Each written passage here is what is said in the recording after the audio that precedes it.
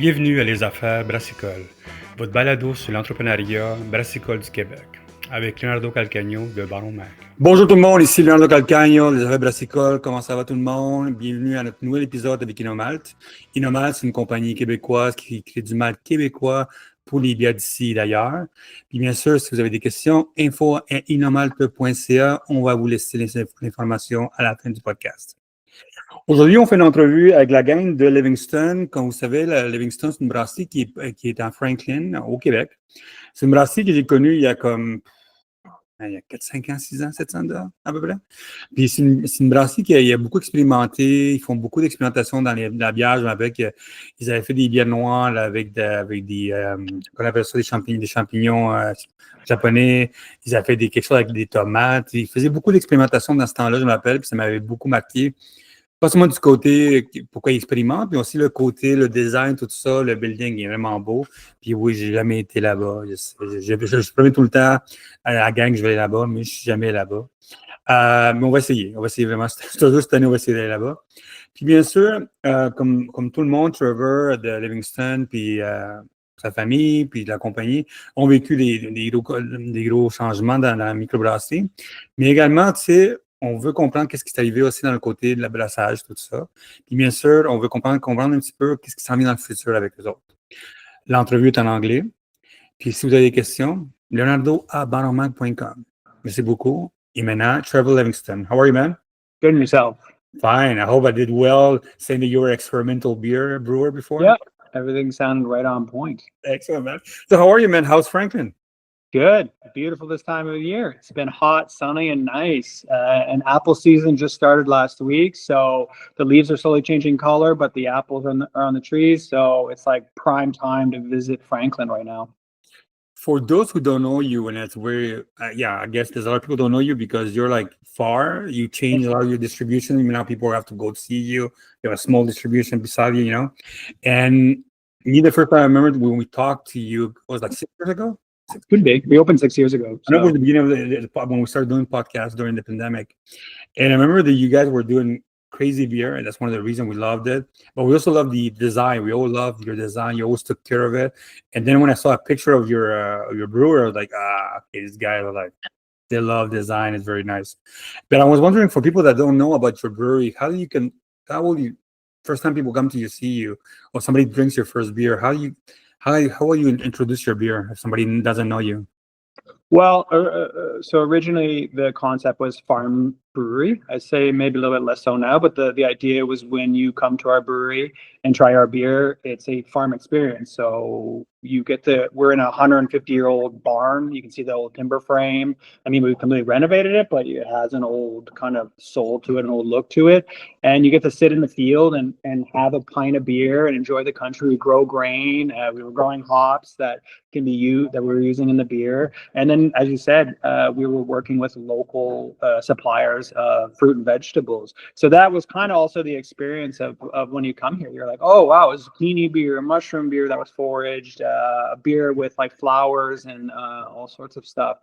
And that was kind of what we wanted to showcase and set ourselves apart. I mean, we're not the first farm brewery. There's a lot in Quebec, but there's a couple.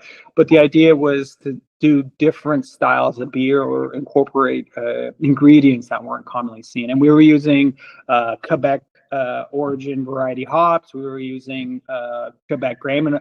And the goal at the beginning was to use to make a beer that was 100% Quebec ingredients, or as close to as possible. And we did that for the first 4 years. So that was more or less the concept. We've slowly kind of drifted away from that a little bit. It's just because I wanted to try different things and didn't want to be so limited. Yeah, and what's happening right now with your brewery right now? I mean, as you know, with tariffs and all that crazy, you guys are new in the U.S. With everything going on in the market right now, people are more into the blonde, as the lager, stuff like that. So that we were drinking before that people didn't care, and now people are going after that. So how much has your beer changed right now from the beginning when we started doing interviews with you guys? Yeah, I'd say my beer is less wild as it once was in the first 4 years of, as I said, mushrooms, roasted zucchini. We did a beet porter, a shiso, basil, fennel stout.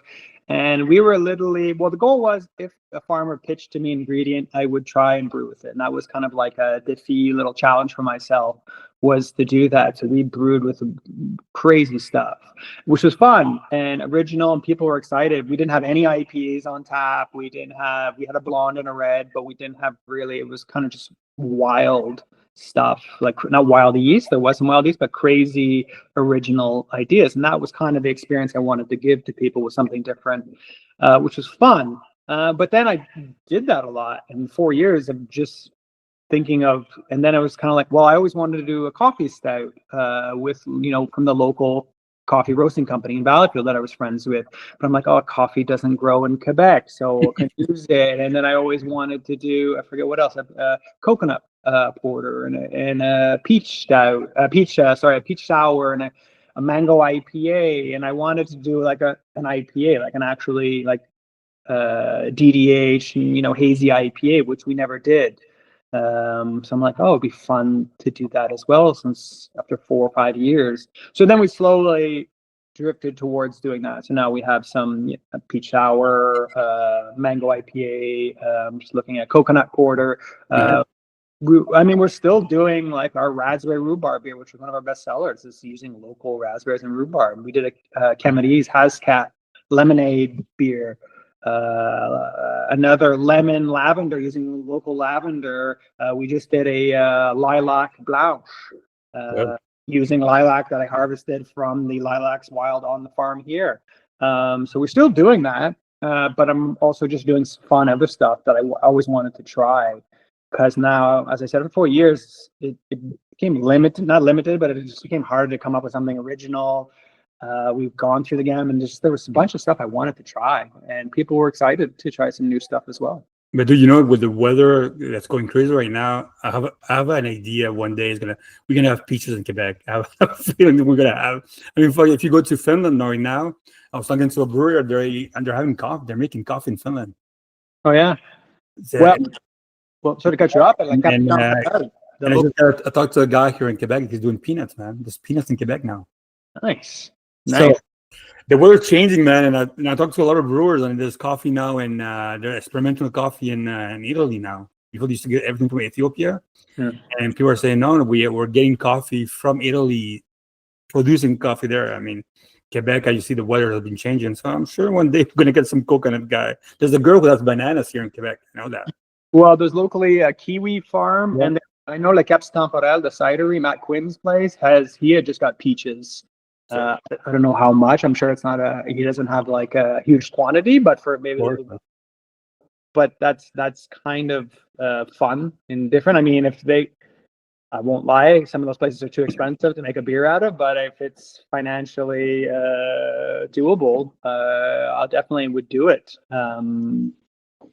We try to showcase the goal of the brewery is also to showcase what's in our area for tourists, to show like, hey, we have a raspberry farm. We have apples. We're known for apple country here, but I'm like, we have a raspberry farm. We have a Camarines Hascat dairy farm just down the road. We've got this and that. So it's like, hey, if you want to come pick, there's a lot of like local stuff in our area to come and see.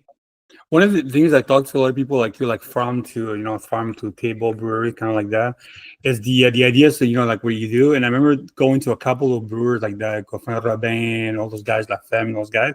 And as you said, very limited at the end of the year. Is it possible to make at the end of the day as a business to make it as a business? And because Robin, I know, does their stuff somewhere else. La Femme, they're limited. It's huge what they have.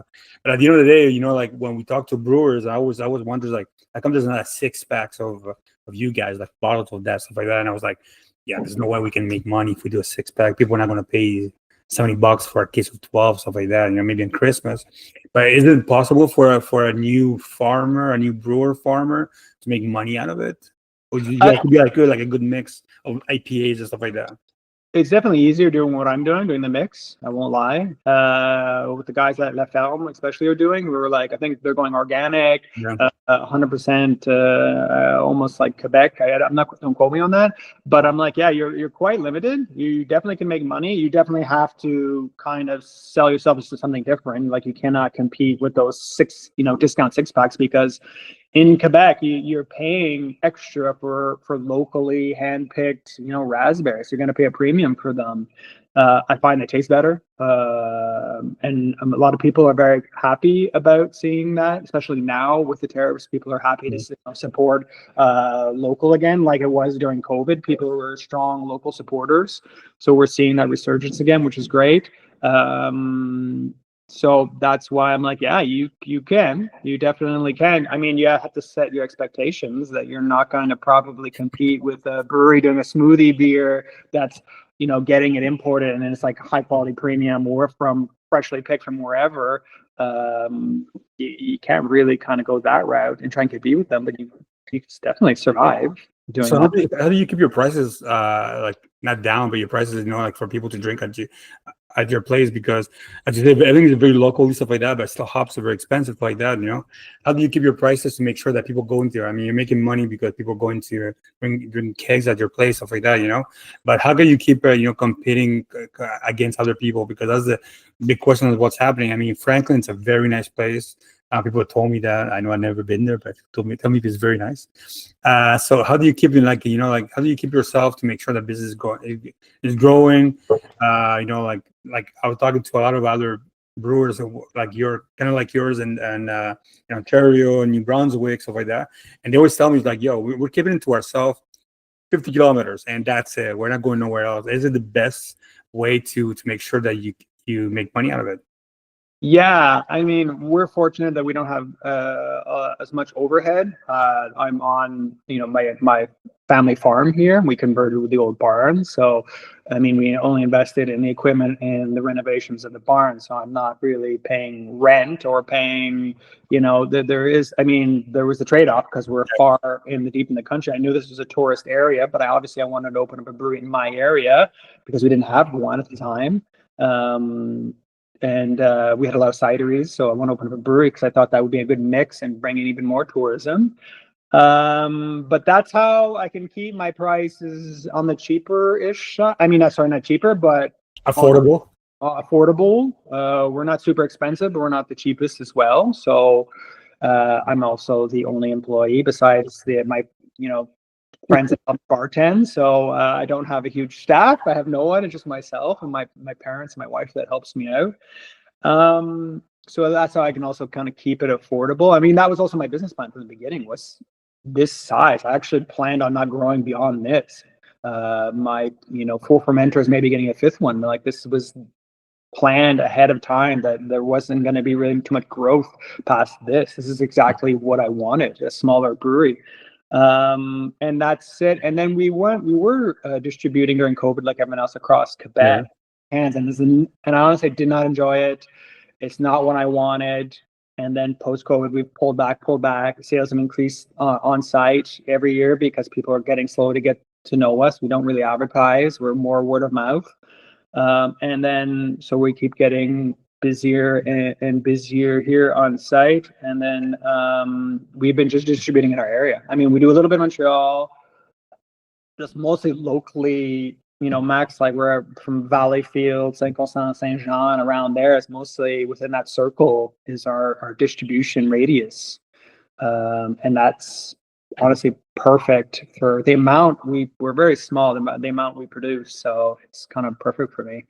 The goal is for people to come and experience being at our place, like the country and our nice area, and not really to experience it in a can, in their kitchen. Like, that's fine, but that's not really what I want in the experience. I want people to have a good experience at my place.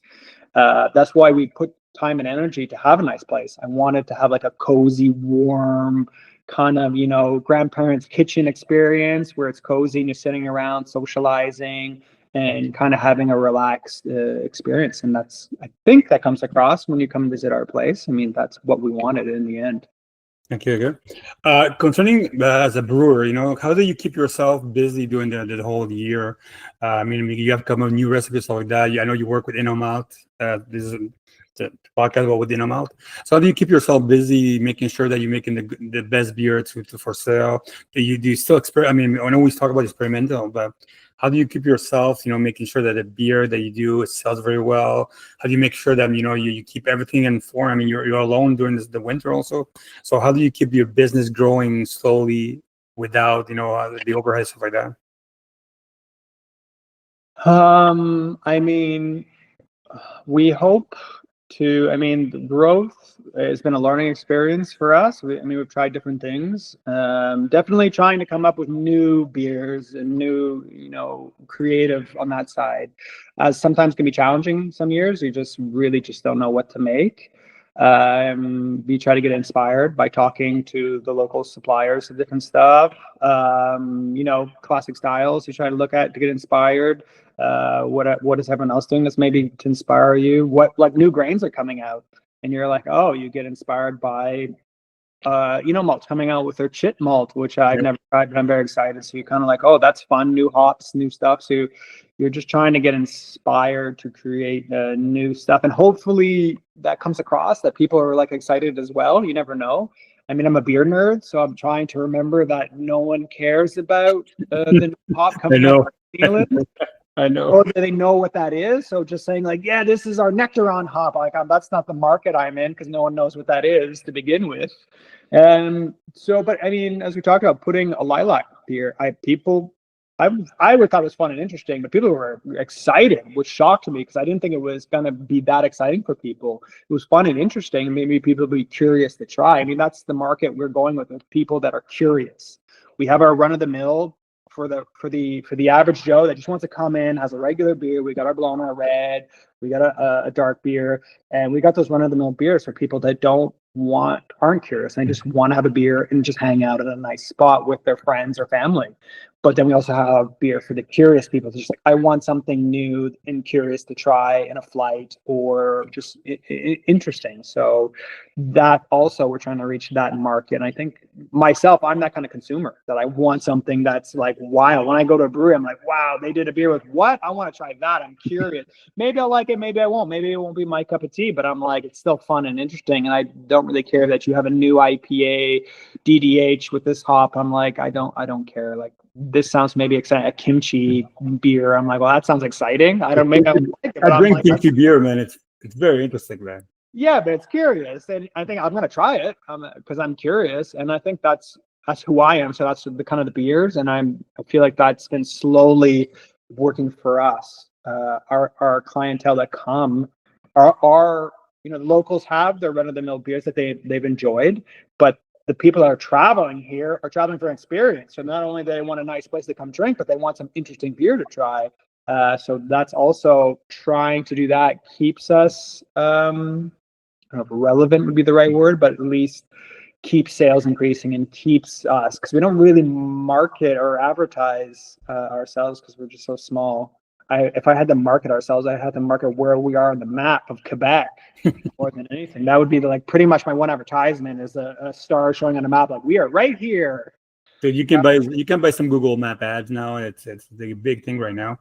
What kind of a brewer are you? Because we like the experiment stuff like that. But what kind of brewer are you? More like a gut brewery or like more like more like a nerdy brewer? You're like, everything has to be very exact. So you have to do you do like very funky, like, yeah, let's do this like this. Yeah, I'd say gut feeling. I'm definitely not known to describe me as doing the exact, like rebrewing the beer a million times. I know there are certain breweries that do that like, I know. Great. They've rebrewed test batches a million times because they got exactly what they want, which is great. I'm on the fly kind of guy where it's just kind of, I created the recipe. I have a concept in my head of like what the recipe I want to go with that ingredient. And I won't lie, it's tough because it's like you got one chance. It's hit or miss. But I have a base concept of what the base beer is going to be. So overall, I know that will be drinkable, and then will that clash or balance with whatever I'm brewing with that ingredient? So there is a kind of a safe component to it of brewing, but sometimes you're like, a beet porter I thought would be great. I think it was beet shiso porter, but it tastes like dirt porter. So and it worked, but and you always get one person that really loves that beer and asks when you're going to rebrew it, which will be never because it wasn't that good. But yeah, I'm more of an on the fly, which has worked and has not worked for me. And I think it sucks. I mean, sometimes I get the chance to rebrew a beer. We did a lemon lavender beer, which ended up being too lavendery. So if I was to rebrew it, I'm going to pull back on the lavender, but people enjoyed it. It tastes like lavender soap to me, even though there's no soap in it. I have no idea, man, why people love lavender, man. I mean, I tasted once with gin lavender and I had to give it away, man. I just take 2 glasses and I was like, I can't take this anymore, man. Lavender's tough. It can be overpowering. So it 100%. goes a long way. But the issue is the meter is like very small, so it's easily not enough or too much. And that's always also, as a brewer, I err on the side of caution. I rather it doesn't taste like it or barely tastes like it than it tasting like too much. Sometimes it happens that you just accidentally just put too much, but unless it's a safe bet, like fruit you can put as much as possible. People are gonna love it. The more there is, but obviously like lavender, like certain things, I mean, like you should. Like our lilac, I went very light-handed on the lilac. Actually, I think it barely tastes like it anymore as it aged. But at the beginning, it was on the lighter side of floral because I'm like, I didn't want lilac or lavender juice.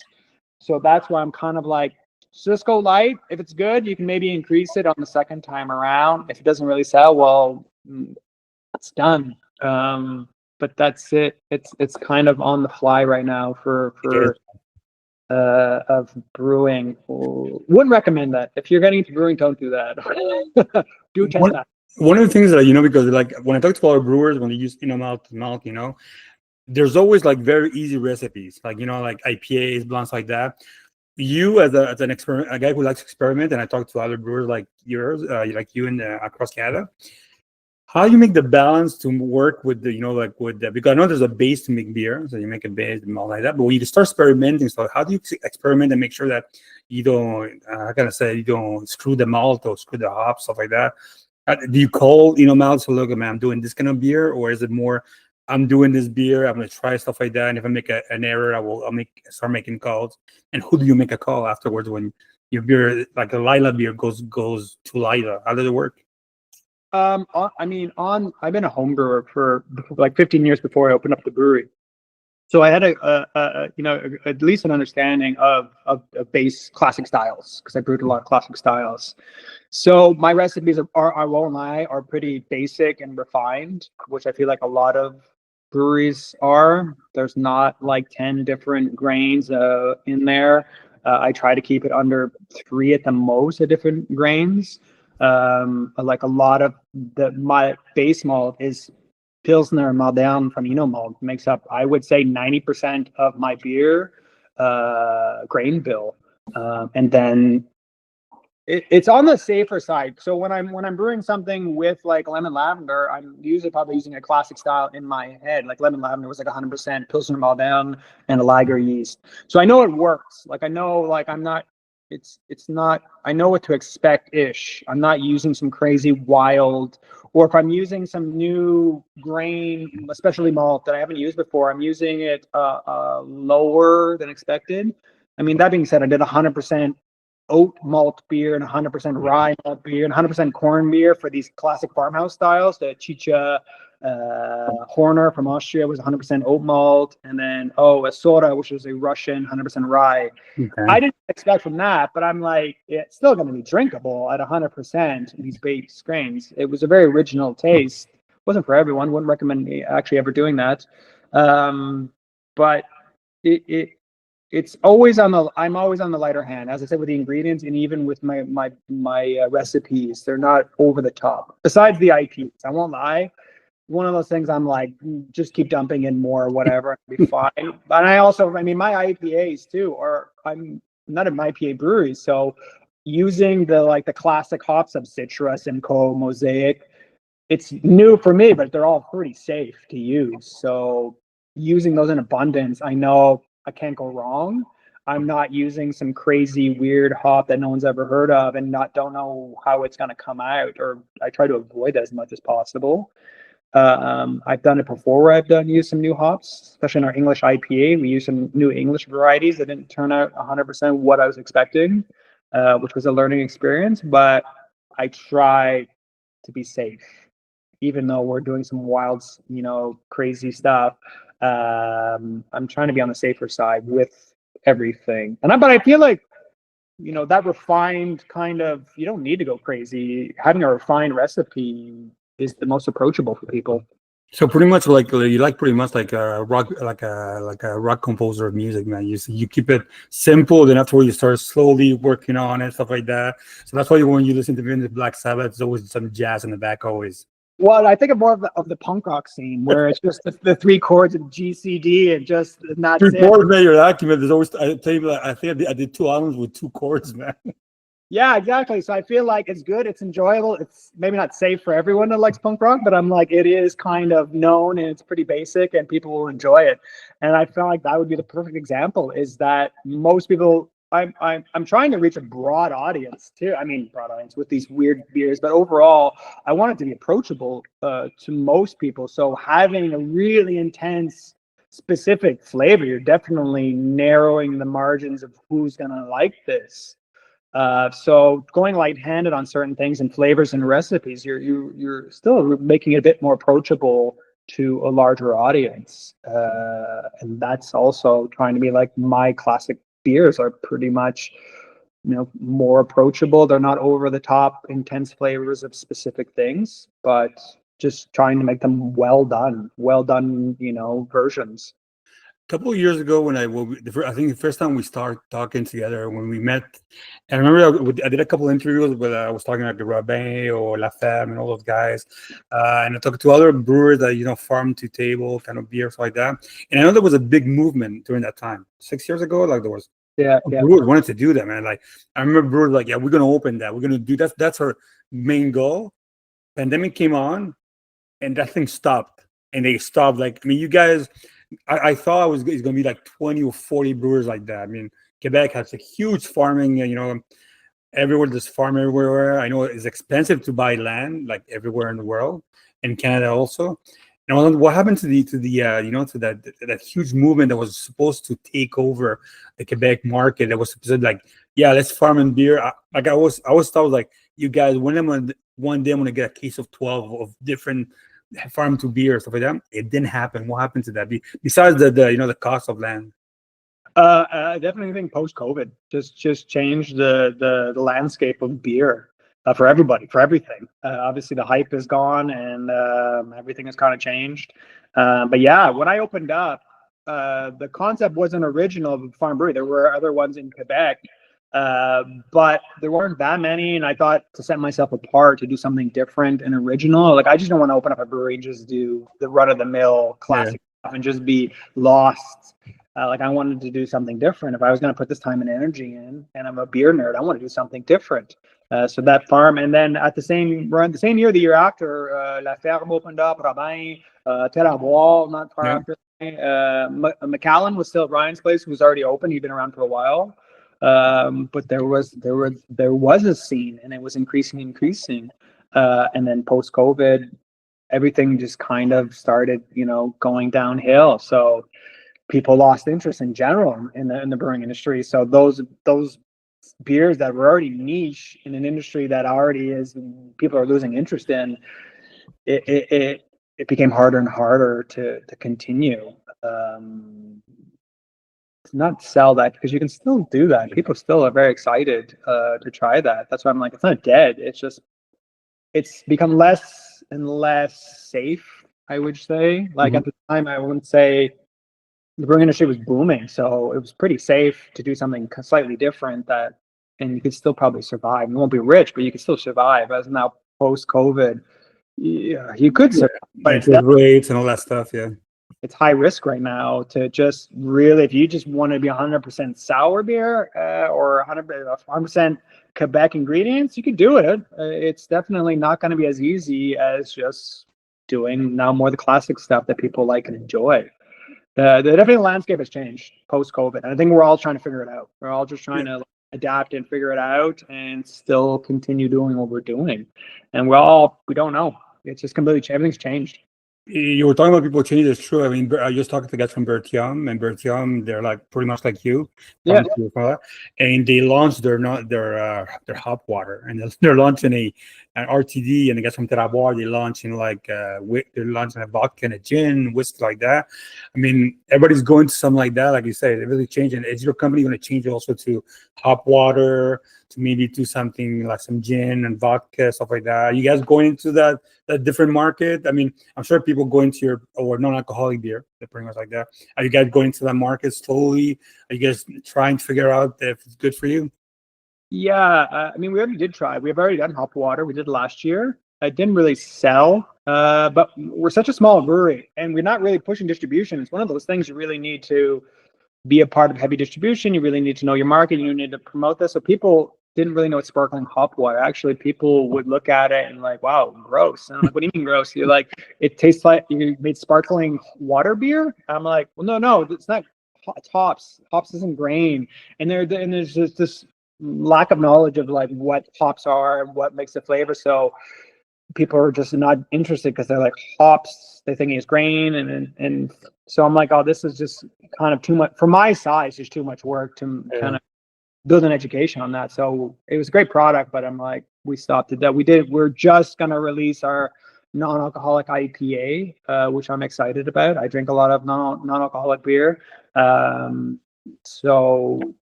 there is a demand. It's small, but it's ever increasing. Every month, it's just the non-alcoholic beer demand is increasing. So I'm like, well, we would like to have on our shelves because people are asking for it. So I just brewed one actually yesterday, our first non-alcoholic IPA, which I'm very excited to release. But yeah, we're definitely trying different things. I won't lie, sometimes without success. We're not going to do the gin and everything because we're not a distillery, and maybe one day, but I feel like that's just another. I'm surprised, man. Yeah, I see you with a whiskey, something like that, kind of weird stuff like that. I see you. Well, I was a distiller before I was a brewer. I actually distilled at a distillery. We made the first whiskey in Quebec, Maison Civaux, which is actually right next door to us. Yeah. So I distilled there. So there was an idea at the beginning of distilling and creating a local. Also, my family, which is from the border here, were arrested during Prohibition for selling alcohol in the States. You're like a Kennedy man. My great uncle actually spent 30 days in jail for selling bootleg in the States, New York State. So it is in my blood of bootlegging, Prohibition, selling alcohol. So we talked about doing that, but it was worth the market the way things are going. I'm like, oh, I'll wait and see how things go. But we had originally talked about distilling for sales on site, for doing whiskey, and then like mostly just for doing whiskey. Yeah. Are you trying to, if you ever do whiskey, you do something crazy like with the mushroom whiskey, something like that? I drink some weird whiskey, and when I was in the States at some event, man. That's where I drank the beer with the Korean beer, man. And I know there's some whiskey going in right now with mushrooms. It's like that mushroom is huge, getting stronger and stronger. Something that you guys, if you ever do something like that, you guys ever thought about maybe doing some weird whiskey with mushrooms or tomatoes, stuff like that? Originally in the beginning, because we were doing weird beer, so why not weird whiskey or weird alcohol? I don't know, because if we do it and it's only in 5 years, maybe I'll completely change the concept of the brewery and then or distillery, and maybe we'll just do classic non-alcoholic beer IPAs. Yeah, well, classic Irish whiskey, which I'm a fan of, and classic kind of styles. I'm not quite sure.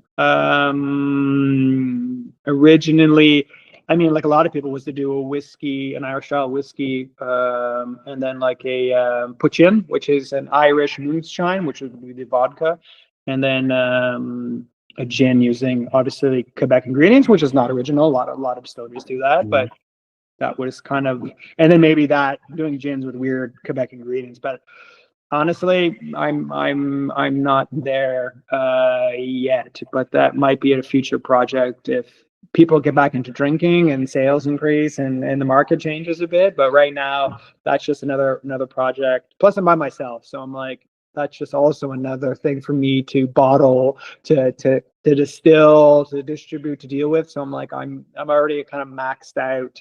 Working at the brewery nonstop. So you're doing distribution. You're doing distribution alone. You're brewing alone. You're doing canning, so hand canning, or you just get something someone else to can your cans? No, I have a canning machine. It's Okay, a okay. single head filler. It's made for 2 people, which I have learned to do it by myself. Of loading one can in and reaching around and taking the can out. It works, but we don't do that. We've drastically reduced the amount of cans we do since beginning of COVID. During COVID, we were obviously, like everyone, canning a lot. And Yeah. right now, we don't distribute heavily. As I said, mostly locally and on site. So it's just people. There's a demand for it. People want locally the beer, and the people that come to the brewery, they have a pint. They want to leave with a 4-pack of it. So we need to supply the cans for people. So, but it's not a lot. It's enough that I can handle by myself. So that really maxes out my time of bartending, canning. I distribute myself. Also distributing myself, I don't enjoy distributing, but at least you can talk to the dépanneurs, the grocery stores, if there's Yeah. any issues, any feedback. You know everything what's going on. So there is that plus of doing everything yourself, is you know what's going on. You have hands on everything of bartending. You know the feedback and everything. You know how to do everything. So I do enjoy that part. I mean, I'm tired. You don't look tired. You always look happy when I talk to you, man. I'm Maybe you're tired. high. Maybe you're high on beer. I have no idea. Maybe High on here's the fumes, man. I have no idea. I'm high on life. I won't lie. I love socializing. I mean, I'll open up a brewery with the place to visit because I love hanging out. I love seeing people. I love socializing. So that's why usually I'm here. I'm always talking to everyone. So that's kind of the fun part. That's the fun part of distributing, of meeting people when you're distributing and socializing with them. I mean, if you're antisocial, this is the wrong industry to be in. I mean, like, I don't know what you're doing here. Or maybe you're doing a lot of dark beer, man. Just dark beer. Just dark beer. If you want to be pissed, man, all day long. Oh, I don't. I think the breweries that we're doing just 100% dark beer have switched to doing other stuff now, because I'm like, great concept, but I'm like, not in today's market. I was like, I don't think you can survive just doing that anymore. Yeah, no, we met a beer brewery in the States. I forget where is it, where the guy used to open only once a month, and he come with dark beer. It was good for the first years, but afterwards, man, then you had to close down. But I remember that was the plan. It was like once a month, you go there, you buy your dark beer, and that's it. And it did good for 2-3 years. I forget where is it, and it didn't work out. Yeah, that's a concept of someone who has like a full-time job and just does it on the side. And they're like, oh yeah, I'm doing once a month. We're doing this weird thing. And then that's it. But I also have my engineering job for the rest of the time, which is fine if you want to just do that. But I'm like, yeah, with the market, you can't, those niche stuff. I'm like, you could, but it's going to be a struggle to do that. I'm gonna start asking this question to people. Have you tried AI with your beer? Have you tried to go to ChatGPT and just go like, I have this, I want to make this kind of beer? Because we're doing an interview soon about with a couple companies that are doing like a lot of AI stuff, like sommelier fighting with AI, or sommelier doing beer. We talked to a couple of guys in Spain right now. They're doing hops with the inside and chicken, stuff like that. Are you trying to do any AI, ChatGPT, Claude, talking with them and see what they can do for your brewery? Yeah, I mean, I'm very pro AI. We originally used it mostly for our can text because I was really bad at creating descriptions. As I said, I'm a beer nerd, so I expect people to know what a Vienna lager is when I say it. So obviously, 99% of our clientele are not beer nerds or don't know anything in the microbrewing industry. So saying a Vienna lager, they're like, "What the hell is that?" So I'm like, "Okay, saying this is an easy drinking amber or lager, like you need to give more information to sell it." So we started. It was me creating the text, and it all sounded the same. It didn't sound very exciting. So I was using AI to kind of spice things up and create more interesting text, which I think a lot of breweries did. That was the beginning of the AI, but as recently, actually, for my non-alcoholic IPA recipe, the first time I used AI to create. Well, I had a concept of what I wanted in the recipe, but I'm like, I've never brewed a non-alcoholic beer. And I read as much information as I could, but I'm like, it'd be nice. This is not the standard way of brewing-ish. It's slightly different. So I'm like, I need help. So, and you don't want to really mess up the batch. So I'm like, ran it through AI. And it was like giving information about like, these are the hops and these are the mounts and this is what I want to do. And actually, it was fantastic. It was super helpful on feedback and like any problem issues I had. I'm like, hey, the body's thin. What can I do? And they're like, oh, use this might help you out. So it was great for recipe creation. Also, I won't lie, we have a graphic designer who's amazing. I love him. He does an amazing job. But sometimes I'm like, I need to give him what I have in my head that I kind of want to go with. He's going to create something original, but I want to point him in the right direction. And usually me typing on an email is not going to come across. So I just did it now where I'm like, this is kind of what I'm looking for. And, go from there. So just kind of shooting. That was also new for me to create kind of a base. I'm not creating the image, but I'm creating a base for him to kind of an idea to start with. So that kind of helped out. So I'm really like AI, I'm very pro AI. I'm waiting for the robots to come so they can take over my job and just do it. They're coming, man. They're coming, man. I just saw the other day I was in the Walmart walking around and I saw this huge machine cleaning the floors, man. I'm like, oh shit, that's it. They're coming soon, man. That's what I can't wait is the AI to come and to do everything so I can just sit and socialize with everyone. When they take my socializing away from me, that'll be ruined. That'll suck. That's my best part. But no, I'm AI recipe creation. As I said, I've been homebrewing for a while, so I usually don't need any help on creating recipes. As long as it's kind of, if it's not in my wheelhouse, like non-alcoholic IPAs, I probably run it through AI just to point me in the right direction. But I usually give a bunch of information, like I want to use this hops, I want to use this grain, I want to do it this, I'm looking for this, and I'm pretty much telling what I want to create, and then they're just filling in the gaps of the information I don't really know exactly. So that's kind of perfect what I need. It's almost like an assistant. Excellent. Well, Trevor, again, thank you for your time, man. AI, grains, what else was it? AI, grains, like experimentation, non-alcoholic beer. You're a busy guy, man. Busy. I wish I was a bit less busy. I really love the brewing industry, even though it's maybe on the decline a bit, but I still love it. I'm still a beer nerd, and I still love everything about it. Excellent. Well, thank you very much, Trevor, for your time. It was great seeing you, talking to you. I know we talked before that. A few people don't know we had to postpone this podcast because we talked like 2 hours last time. So I'm glad we can do the interview today. Have fun. Have a great long weekend. It's going to be a long weekend. It's going to be raining and hot. That's what I heard. It's going to be raining and hot. It's 2 days of raining, 2 days of hot, man. It's apple season. It should be busy for us. So I'm expecting a busy weekend. Excellent. And if somebody wants to get in a hold of you, how does it go? Give us your address. Give us everything. You can reach us on social media. Write to us on Facebook, Instagram. You're either usually writing to myself or my wife.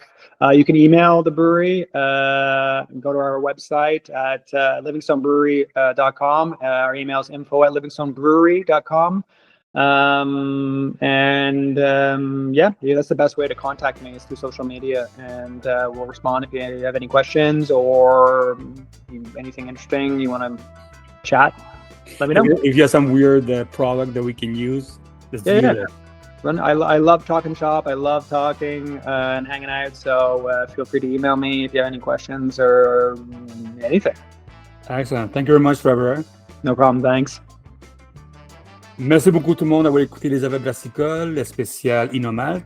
Comme je vous ai dit, si vous avez des questions, envoyez un courriel à info@innomalt.ca. On met l'information à la fin du podcast, puis là où on est l'article. Puis bien sûr, nous, on se promène à travers le Québec, le Canada pour la suite des podcasts. Merci beaucoup et à la prochaine.